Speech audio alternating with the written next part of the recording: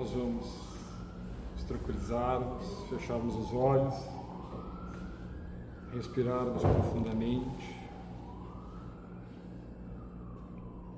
sintonizemos com o plano espiritual sublime, com os espíritos superiores, os mentores dessa casa.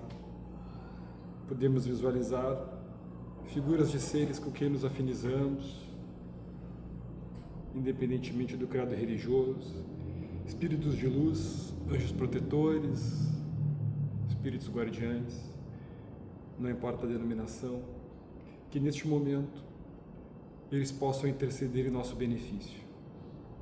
Cada um de nós que aqui se encontra tem os seus desafios pessoais, as suas dificuldades, carrega o seu fardo, as suas angústias. Que Deus possa neste momento olhar por todos e por cada um de nós.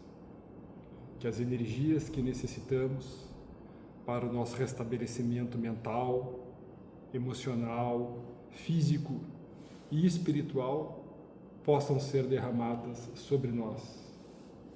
Que essas energias divinas de proteção e de amparo estejam também presentes com aquelas pessoas que convivem conosco no lar, no trabalho, nos ambientes em que frequentamos. E que a luz de Deus possa amparar e proteger também outros irmãos que se encontram neste momento em situações difíceis, passando por angústias, por dores, e que possamos todos colhermos benefícios deste nosso encontro na noite de hoje. Muito obrigado e que assim seja. Não enterre o que Deus te confiou. Hoje, o nosso tema é sobre a parábola dos talentos. Uma fala muito conhecida de Jesus e bastante replicada, que também se encontra reproduzida no Evangelho segundo o Espiritismo. E se nós olharmos o capítulo de número 16 do Evangelho, veremos que essa parábola está reunida com outras passagens da vida de Jesus. E o comentário que a espiritualidade faz, e o enfoque que Allan Kardec deu ao comentar essas passagens de forma reunida, ele foca exclusivamente na questão da riqueza material, e que não é o objetivo da nossa abordagem na noite de hoje. Porque essa passagem da vida de Jesus, ela é muito profunda e contém ensinamentos que com certeza podem, quem sabe, auxiliar a todos nós. E eu vou me permitir, pelo menos a leitura em parte dessa parábola, e ela diz assim: o Senhor age como um homem que, tendo de fazer longa viagem fora do seu país, chamou seus servidores e lhe entregou os seus bens. Depois de dar 5 talentos a um, 2 a outro e 1 a um outro, a cada um segundo a sua capacidade, partiu imediatamente. Então, o que recebeu 5 talentos foi-se, negociou com aquele dinheiro e ganhou 5 outros. O que recebera 2 ganhou do mesmo modo outros tantos. Mas o que apenas recebera um cavou um buraco na terra e aí escondeu o dinheiro de seu amo. Passado longo tempo, o amo daqueles servidores voltou e os chamou às contas. Veio o que recebera 5 talentos e lhe apresentou outros 5, dizendo: Senhor, entregaste-me 5 talentos. Aqui estão, além desses, mais 5 que ganhei. Respondeu-lhe o amo: servidor bom e fiel, pois que foste fiel em pouca coisa, confiar-te-ei outras tantas. compartilha da alegria do teu senhor.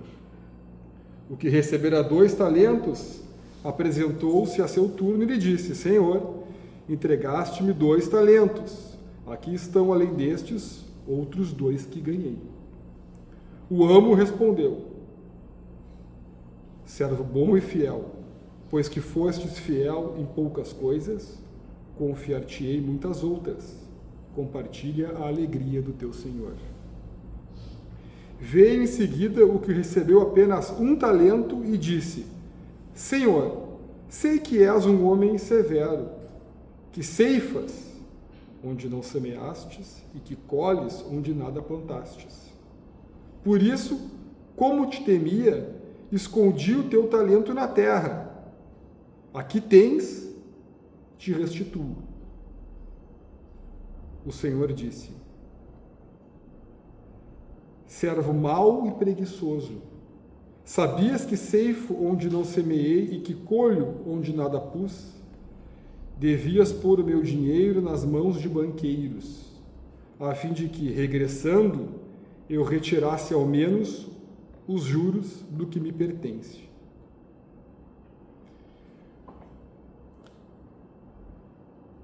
O ensino de Jesus parece que ele é claro por si mesmo.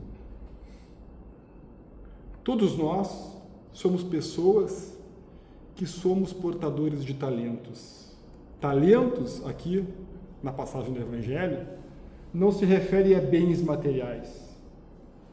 Talentos representam quaisquer recursos que nós tenhamos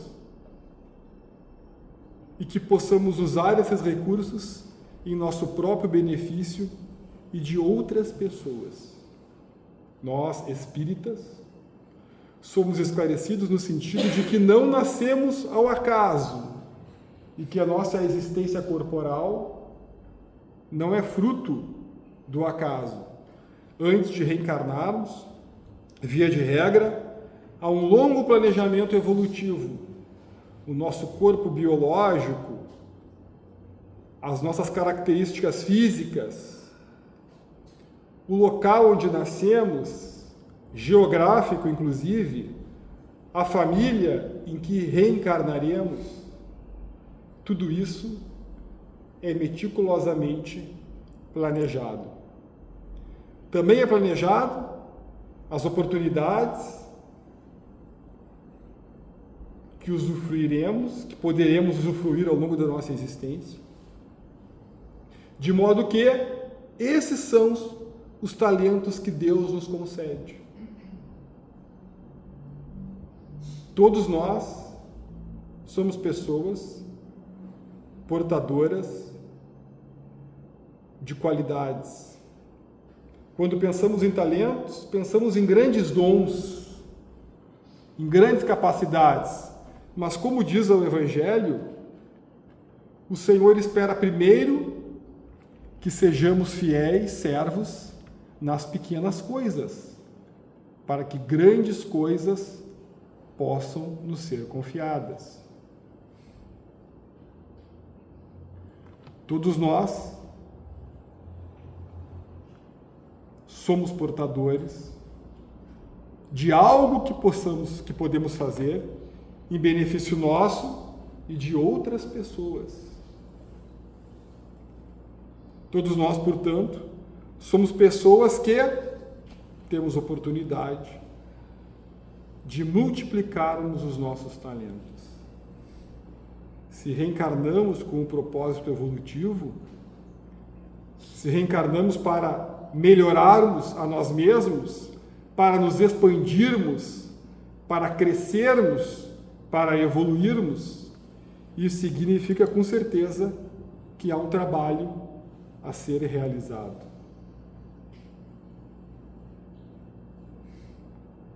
Porém, muitos de nós somos pessoas que enterramos o que Deus nos confiou. Somos os nossos próprios coveiros. O que nós fazemos com o nosso tempo, com a nossa saúde, com os nossos recursos pessoais, intelectuais, Vejamos o exemplo que foi dado aqui pelo nosso colega Gonçalo. Sábado pela manhã, um pessoal se reúne aqui nessa sociedade e descasca batata, cenouras, chuchu e faz uma sopa. Atualmente, são feitas 150 refeições. Em um mês, são servidas 600 refeições.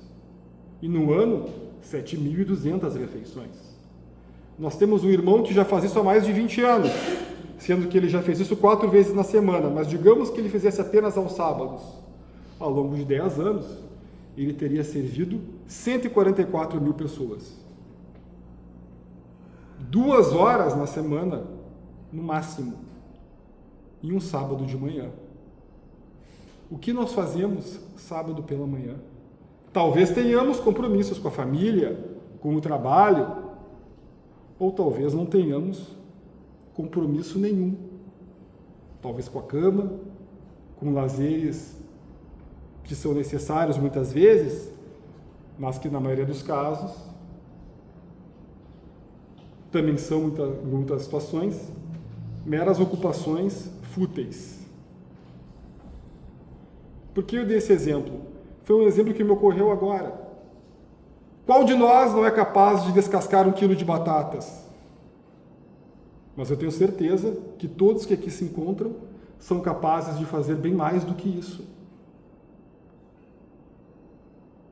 Somos capazes de ouvir, somos capazes de ter paciência com pessoas difíceis, somos capazes de termos palavras construtivas e edificantes em um mundo onde só há acusação e julgamento. Somos capazes de trabalharmos em benefício de outras pessoas e, se não reunirmos condições de termos tempo livre para praticarmos a caridade, que a nossa vida seja um gesto de multiplicação dos talentos. Quando estamos no trânsito, somos pacientes, gentis, educados, na fila do supermercado, em casa, no condomínio, no ambiente de trabalho. Cada segundo da nossa vida em que nós estamos vivos é uma oportunidade de multiplicarmos os dons que recebemos do Criador. Deus é como se fosse um grande banqueiro, dá parte da sua riqueza para nós, em forma de tempo, a própria vida, os recursos materiais. E nós devemos administrar esses talentos e multiplicá-los. Se fazemos boa governança dos nossos dons,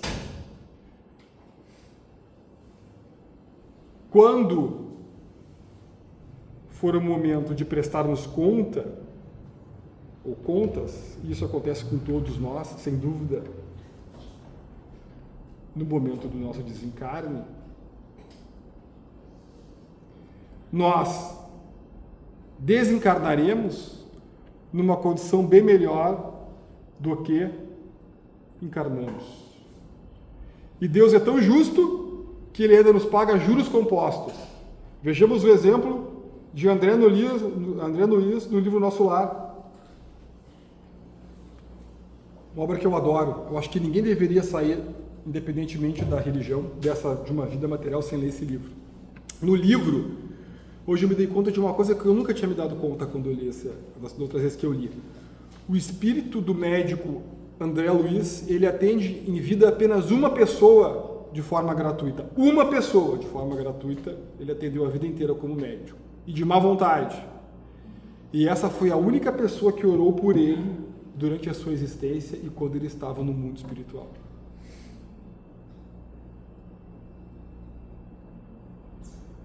Deus é tão bom que nos paga juros compostos.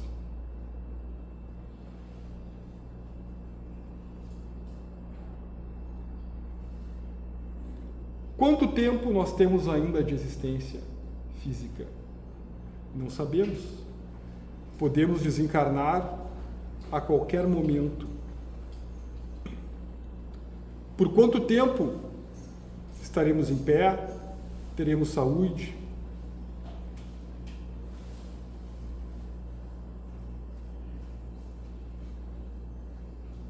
Quanto tempo mais nós necessitaremos para sairmos da inércia? Para sairmos, deixarmos de viver a vida no modo avião, bloqueados para qualquer conexão. Será que programamos uma existência apenas para estarmos encarnados aqui, trabalharmos, dormirmos, talvez constituirmos uma família, cuidarmos da saúde física e maratonarmos séries? Hoje é o grande lazer das pessoas, parece, não é? E não é uma crítica. Mas será que realmente esse é um uso útil do nosso tempo? A cada segundo nos aproximamos mais da morte. E a vida passa muito rápido. A vida passa muito rápido. E aqui temos uma mensagem que eu já li, eu li em dezembro essa mensagem, eu vou ler de novo ela para vocês. É uma mensagem do irmão X, uma história real, narrada por Chico Xavier. Diz assim: João Mateus, distinto pregador do Evangelho, na noite em que atingiu meio século de vida no corpo físico, depois de orar enternecidamente com os amigos, foi deitar-se para um merecido descanso. Sonhou que alcançava as portas da vida espiritual.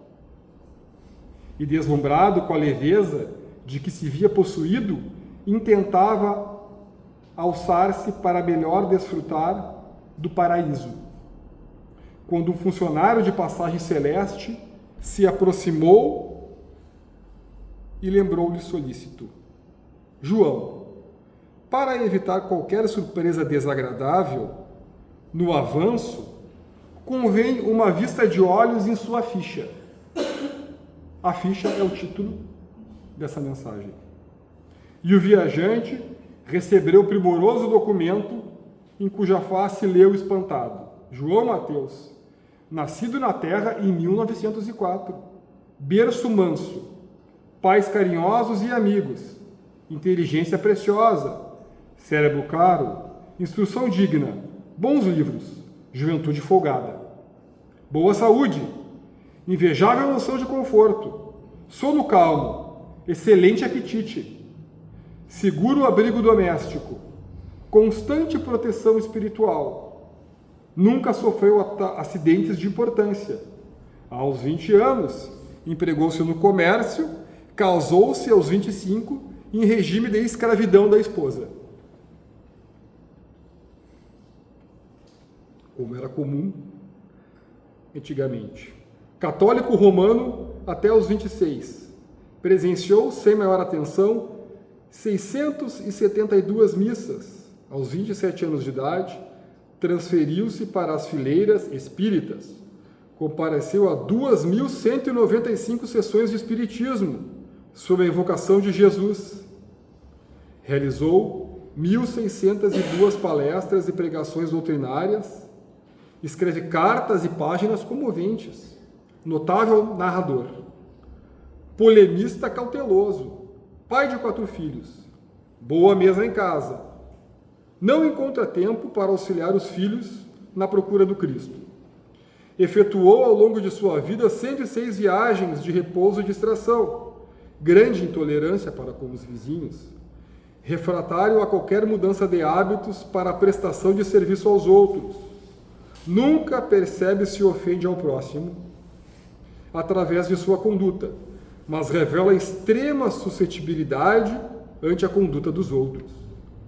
Relaciona-se tão somente com amigos do mesmo nível social.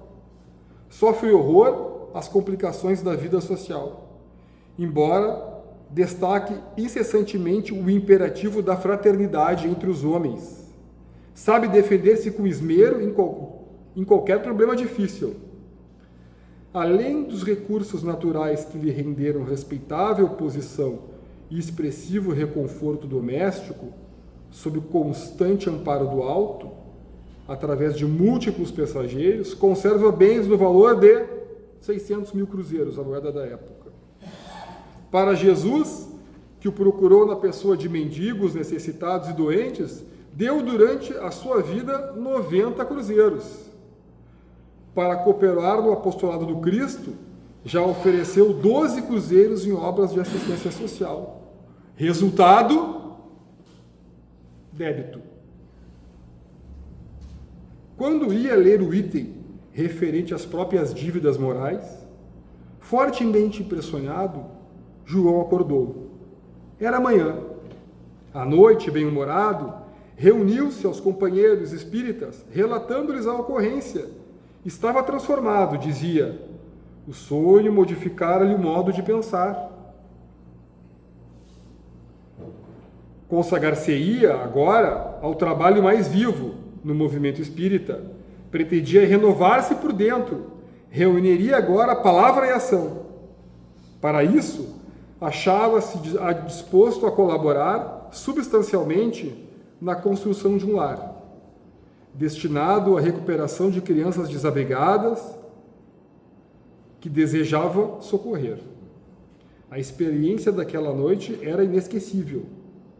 Com certeza um aviso precioso, pensara. E sorridente, despediu-se dos irmãos de ideal, solicitando-lhes novo reencontro para o dia seguinte. Esperava assentar as bases da obra que agora se propunha a levar adiante. Contudo, nesta noite, quando os amigos lhe bateram à porta, fora vitimado por o acidente das coronárias.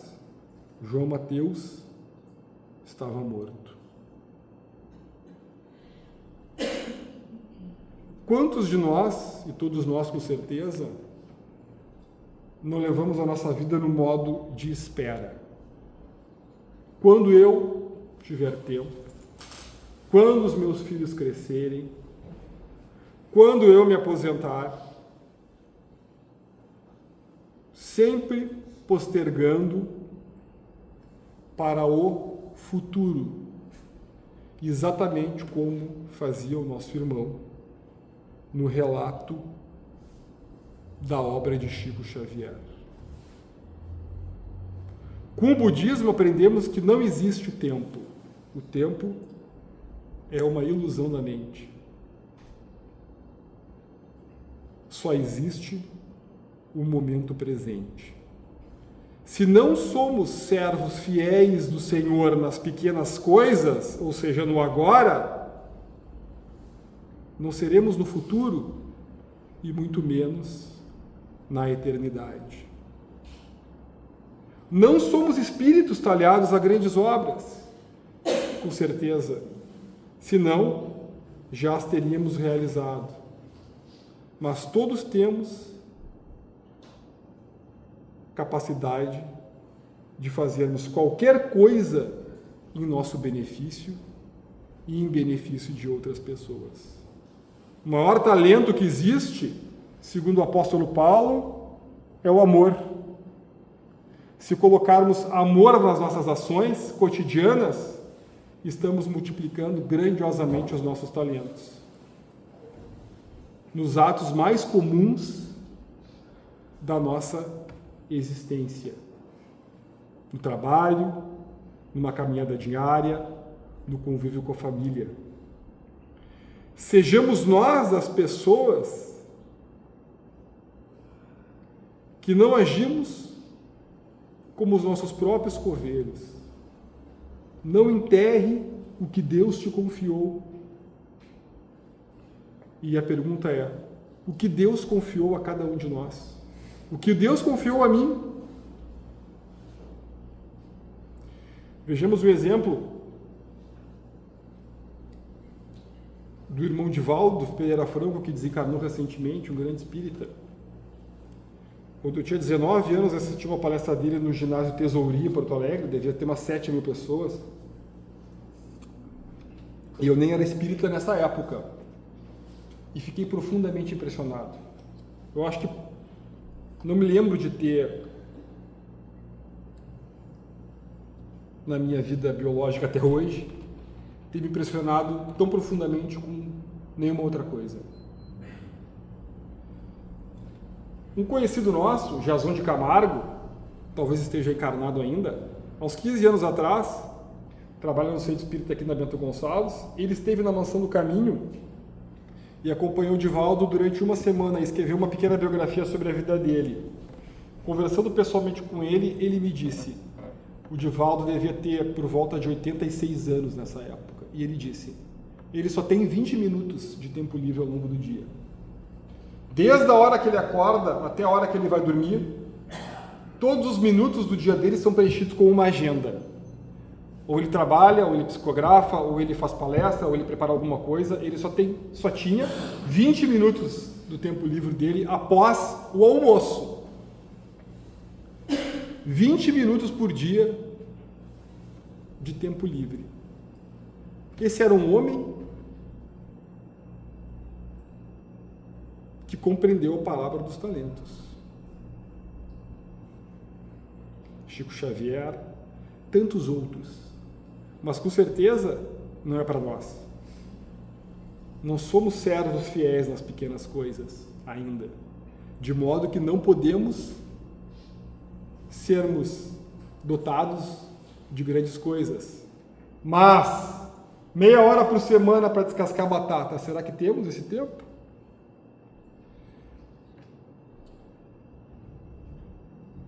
Ouvir sem reclamar uma pessoa que está em dificuldade, fazer uma oração por uma pessoa que está doente, ter um pouco de paciência com um familiar insuportável,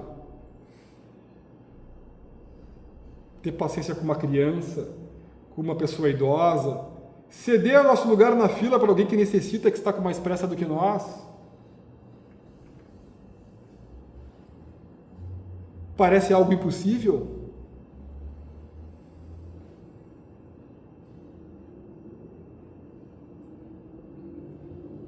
Realmente, eu não tenho as respostas, apenas os questionamentos.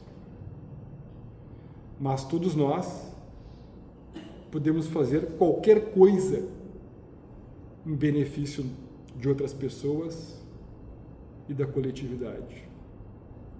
E vivemos um momento, segundo a doutrina espírita, que nós já somos os trabalhadores da última hora. Já somos os últimos servos a que o Senhor consegue os recursos para a multiplicação. Talvez não existam mais oportunidades tão benéficas quanto a que enfrentamos ou que temos hoje. Com essas reflexões, eu gostaria de encerrar a palestra. Eu geralmente escrevo alguma coisa, mas nunca sigo aquilo que eu escrevo. Então hoje à tarde eu escrevi algumas palavras e eu gravei elas no meu celular para não esquecer, e eu queria terminar com vocês dizendo assim: a vida é uma escola abençoada, o corpo uma ferramenta preciosa, as dificuldades que enfrentamos exercícios necessários para o nosso fortalecimento. E os talentos? Os talentos são os instrumentos divinos para a prática do bem, para a construção de um mundo melhor, começando por nós mesmos. Muito obrigado.